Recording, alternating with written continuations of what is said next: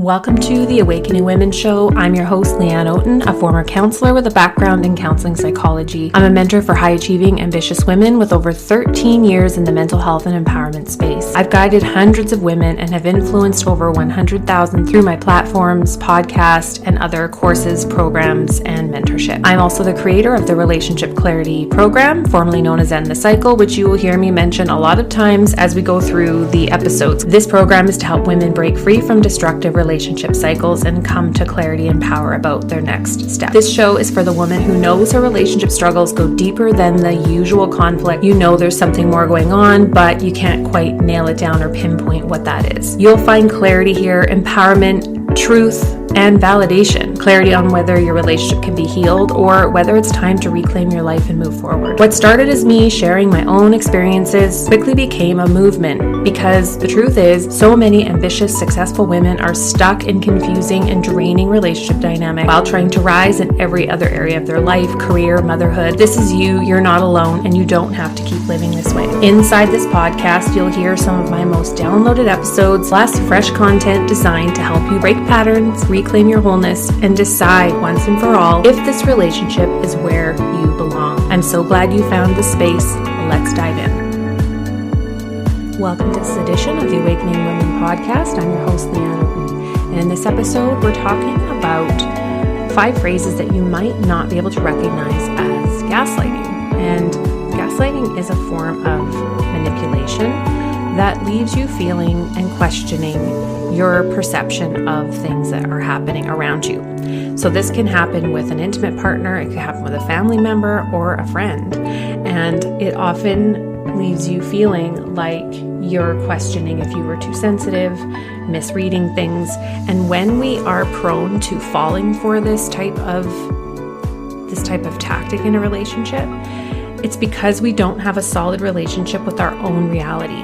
We don't have a solid relationship with our intuition and our inner knowing, as well as our inner standards, to know that it doesn't matter what someone else says. If they've done or said something that was hurtful or offensive to you, that is all that matters.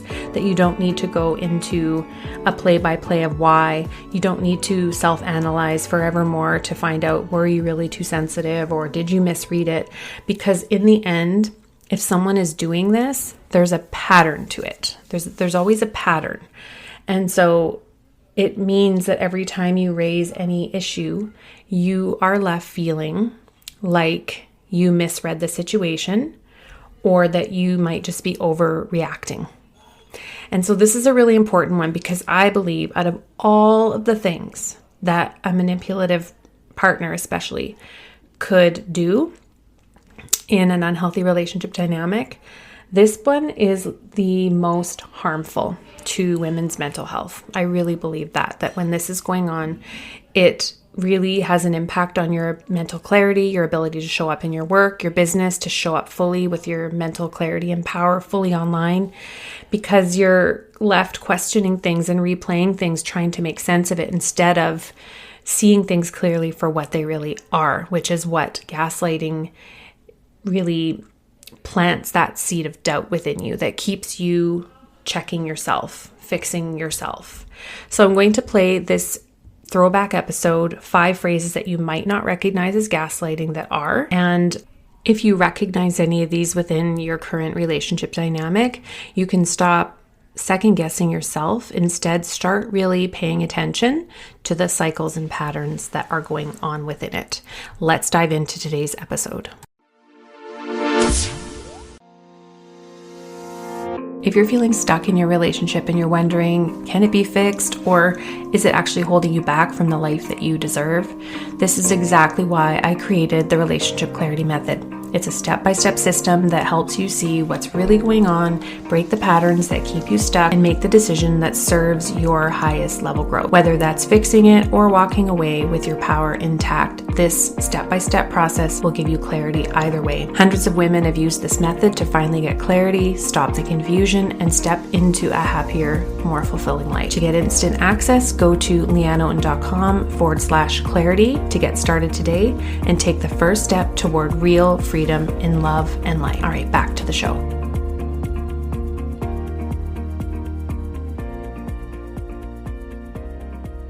to the 5 examples, I pulled up an example, just the first thing that came up as far as a definition of gaslighting, because I think it can be a very overused term. It's used and thrown around a lot, and we have to be mindful and understanding of what it actually means. So what the definition that I have here is that it is manipulating someone by psychological means into questioning their own sanity. So anything that is happening from someone external, that they're behaving in such a way that's making you question what you think, what you feel, what you saw, what you heard, what you know, what you've discovered, like anything to make you start questioning, is it me? Am I losing it here? Like, is this my fault? You start literally questioning everything. So something happens with your relationship, something happens, your partner behaves a certain way, and it felt really off to you, or really weird, or really like intentional or belittling or whatever. But then they say, no, you took it the wrong way, right? That kind of stuff. And then you're like, did I take it the wrong way? Is it me? And so I'm really all about helping you become gaslight proof, which we talk about in my program, is how do you make yourself so that you're not susceptible to this type of psychological manipulation. And that's the key, right? Is understanding when it's happening and knowing how to stand in your own power, in your own energy, and in your own reality. So I always say own your reality, and remember that your reality is valid. And most times when you think someone has ill intentions or they meant something in a certain way, and you feel it in your body a certain way, and it's a pattern kind of thing, you have to be able to trust your perceptions rather than trusting the other person trying to talk you out of your perceptions, right? You got to learn self-trust in this. That's one of the ways that we become gaslight proof. So the first one, this came up in a coaching call today actually, and I thought it was really profound, is their partner saying, things are going great lately. Do you not feel like things are going well? They're going quite well. And to her, they weren't going well. So then she's like questioning, are they going well? Is it me? Like, am I losing it? Because I don't think it's changed. Nothing's changed. I don't feel like they're going well. And in fact, what can happen is that when they might see things are going well, it's because you maybe have stopped trying to talk to them, or you've pulled away, or you've been shutting down and not bringing things up and letting things slide. And so in their interpretation, it's going well, but really it's just that you shut down and you've stopped holding them accountable and bringing up stuff. So, so then you're like, well, no, it's actually not going well for me because I feel like I can't even talk to you anymore, and I don't want to talk to you anymore because I know how it's going to go. So you hear things like, things seem to be going well lately, and meanwhile, underneath it, you're like, no, they're not. The second is, you took it the wrong way. This one is tricky because can we take things the wrong way? Sure, I guess so. I mean, it's very rare I've ever had something happen where I've taken something the wrong way in any other relationship, right? It's a lot of times you can sense when someone means something in a certain way, right? And even if they didn't, you can still have that type of relationship where the person profusely apologizes and owns it, that they misstepped or maybe say it the wrong way, or that they didn't use the right words, or something as simple as can I take that back and try that again, or something to those lines of like, I own this. I'm the one that said it. I'm the one that said the words. I'm the one that did it. And you're right. I could see why that would be hurtful. And I have to look at my own intentions, my own behavior behind this, because that certainly wasn't what I wanted to do. Not you took it the wrong way, or I didn't mean it that way, right? Instead of I did something wrong here in the delivery, it's you took it the wrong way. And so then you're questioning yourself, did I take it the wrong way, right? All these things leave you questioning yourself, and that's the key, is you have to stop questioning yourself. And then ask yourself, do you go around questioning other people's motives that you have relationships with, where you're like, did they mean it that way and did they not? Sometimes you have parents that might be doing that because you've come from that family of origin and that's why it feels so normal in this relationship. Number 3 is when things are going well, you always want to ruin it by starting conflict. So that's another form of the first one of, well, no, they're not really going well for me. I'm just, focusing on my end of things. And to me, they're not going well. Like you think a couple of weeks of no arguing means it's going well. And just because you're not arguing doesn't mean things are going well. And that's another one, because then it's like, oh, you're just trying to start a conflict when things are going well. It's like you need to sabotage it and start something. And then that leaves you going, I don't think that's what I'm doing. I don't feel like that's what I'm doing. Am I doing that? Am I sabotaging it? Right? It's just another form of emotional manipulation. And the fourth is we need to move past this. I'm not like that anymore. So that's another one where you're being told that you need to move on, move past the past, that it's over and done with, and all we can do is focus on the future when the stuff is still continuing. And so then you're like, oh, is it me? Is it that I can't move on from the past? So it is me. It's my work. That's on me. I have to do that. Meanwhile, it's still happening. It's not actually in the past. And I always say you can't move on from something that is still happening. And you can't heal from something that's still happening. Being told you have to move past something is a form of emotional manipulation. And the fifth is, you just want me to be perfect. All I can do is move forward. I can't change the past, but you just can't seem to let it go. So that's kind of the similar vein as number 4, is it's more of the making you question your own truth and reality. Is it that I want to be perfect? Maybe I am just holding on to the past. Maybe I can't let it go, right? Because women will ask me these things like, why can't I just let this go? I can't seem to let go of fights and arguments and things that have happened in the past. It's because they're not resolved. And I talk about this in a previous episode, a few episodes down from here, why you can't seem to get over fight or arguments or incidents or whatever you want to call them, is because they're never fully resolved.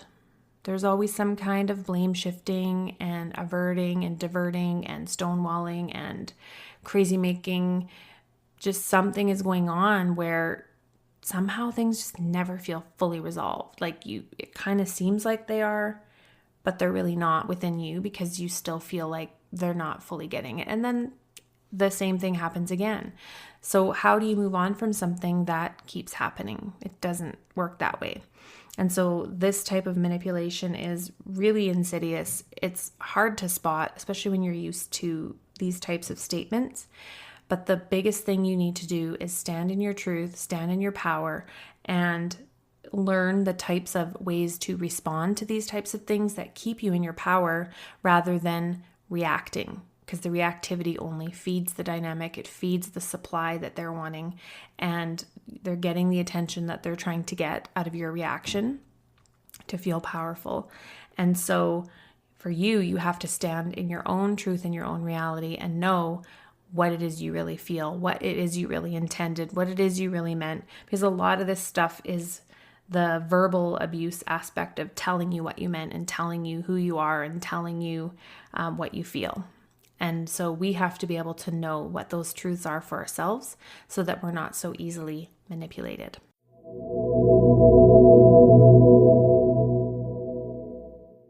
I wanted to add more updated thoughts around this because I think that there is always nuance. And when I'm working with women who are experiencing very blatant, obvious toxic cycles in their relationship, then this type of stuff is going on an ongoing basis, on a daily basis, repeatedly. Whereas then some women are trying to figure out on what spectrum it is that they're experiencing some of these dynamics. And then there is the whole thing around the avoidant attachments, which these are not the same thing, but sometimes when you're reading stuff about avoidant attachment, when people are sharing this stuff, typically because they have a spouse that is an avoidant attachment style partner that perhaps they're married to, and they're sharing their experiences with that because they've decided that they want to continue to work with that. That's everyone's choice, right? You have to get to a place where you recognize your limitations, no matter what it is.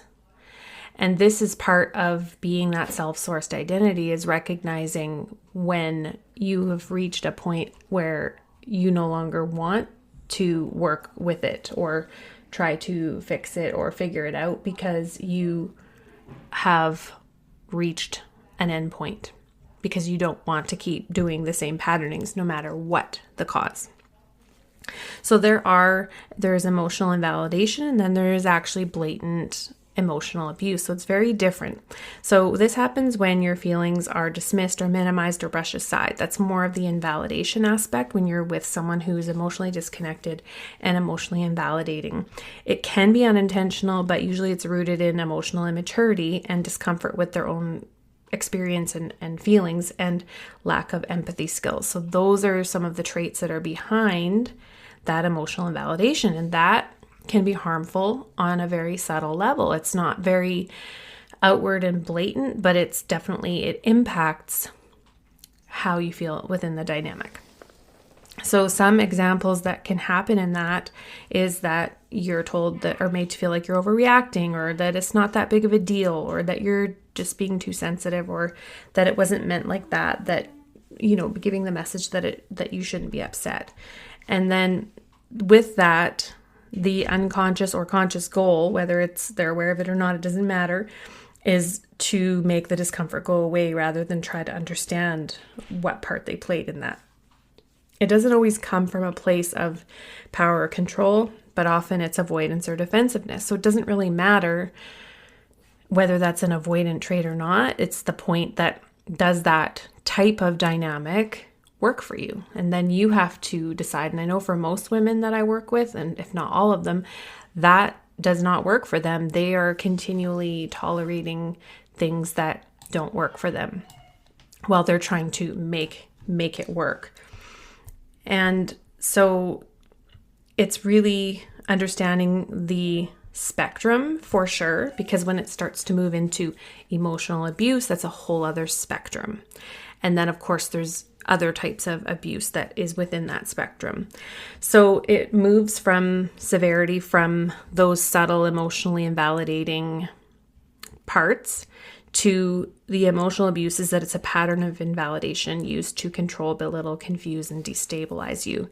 And it is intentional, or at least it's very much self-serving, and it creates a sense of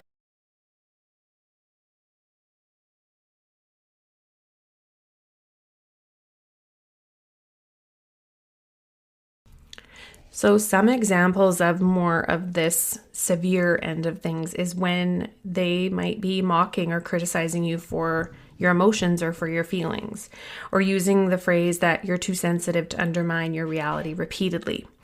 They may also be turning your pain into a joke or deflecting when you confront their hurtful behavior, and use silent treatment, sarcasm, or punishing you for expressing yourself. And the punishment can be quite covert. It doesn't have to be blatant. In fact, some of this really subtle stuff is more on the quiet end, but you just know it doesn't feel right. It's like something is missing. And so you feel like there is some form of hidden punishment that's going on because you expressed yourself. It also makes you feel like you are the problem because you brought it up. And so in that dynamic, when we're moving into the emotionally abusive realm, that the goal is power, control, or emotional dominance, not resolution or connection. So there's a difference, right? It's a subtle, because some of these things you will see online as avoidant attachment and other labels.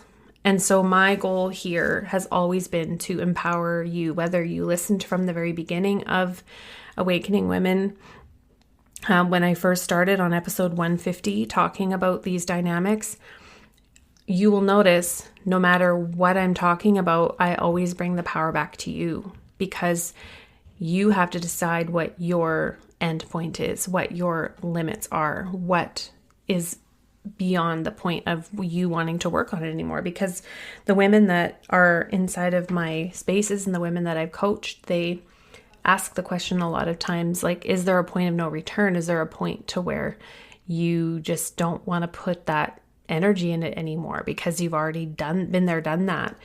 And so yes, there absolutely is. In fact, I did a Instagram post that really took off where I was talking about this, because women do wonder, they're like, how long do I have to keep banging my head against a wall? Like, is there a point to, like, even if he was to do a 180 and just become a completely different personality or character, which if you've been with someone for many, many years and that character is kind of the thing that keeps being that common thread, then the chances are pretty slim with stuff like that when it's something that's really on a deep level.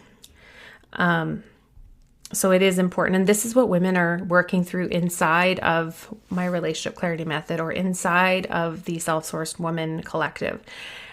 When you join the Self-Sourced Woman Collective, which is my inner circle space where you get Telegram access to me, you get daily drops in there in audio form where I'm offering more in the way of depth around the emotional stuff, the energy healing, the mindset shifts, the self-care, the self-love, and shifting into a different level for yourself so that you're no longer a match for that type of thing. And then you get really clear on what you're going to do about it because you're no longer a match for that at that level. So then the answer just becomes blatantly obvious, and that's what happens.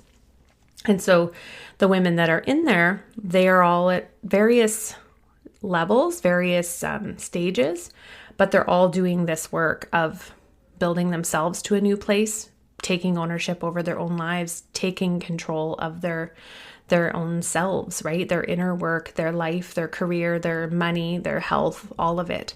Some of them have started working out again, going back to the gym. They're refocusing on their family. They're refocusing on their children, focusing on what it is that they want.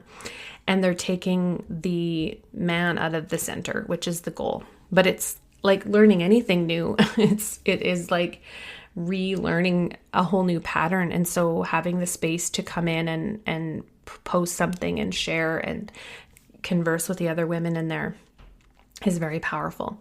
So you can purchase the self-study, self-paced program without the Telegram and without the additional membership option. Or you can come in and get access to my entire program, all of my programs, when you join the Self-Sourced Inner Circle. So it's your choice. Some people like to just purchase the course and do it on their own. Some women want the course and all of it and to be able to come in and ask questions. So you can check that out on my website, leanneoaten.com. And one other thing is that I am running a 3-day bootcamp style series that is called Own Your Feminine Power. And it's going to be all about how do you start doing this inner work to take your power back and stop tolerating the same bullshit from men. If you have a history and a pattern of tolerating stuff that you know that you deserve more, but you keep seeming to either attract partners like this. Many of the women I've worked with have said this is not, I've been in multiple, or if it's just that you cannot seem to break the pattern in the one you're in, then you definitely want to be in this boot camp. The other thing is if you are out of the relationship, but you're wanting to make sure that you break these patterns before you even consider dating and getting into something else, then you need to be in this. So this is really going to help you whether you're in a relationship or you're out of one, because again, the work is for you to do from within. I think for the most part, women come in when they're at that stage of they know that they're going to have to leave because they've kind of reached an end point, but they just needed that final push, final validation, and then they can get the support with the exit strategy planning and everything that goes along with that emotionally, which is a lot. There's a lot to sift through, and to have a space that you can feel uplifted and supported in a very safe space that feels like you can actually come in and post, because it's not a huge Facebook group or it's not even on Facebook. It's very helpful to have that ability to do that. And that's why I've created this space.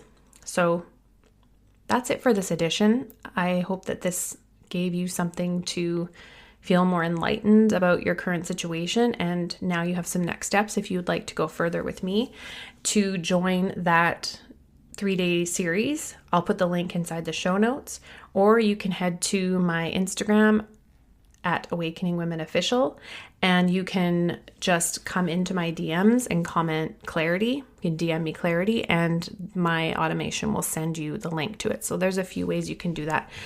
If Instagram is easier, just reach out with the word clarity and you will get the link to join that series. It's coming up on the 25th of October. All right, take good care.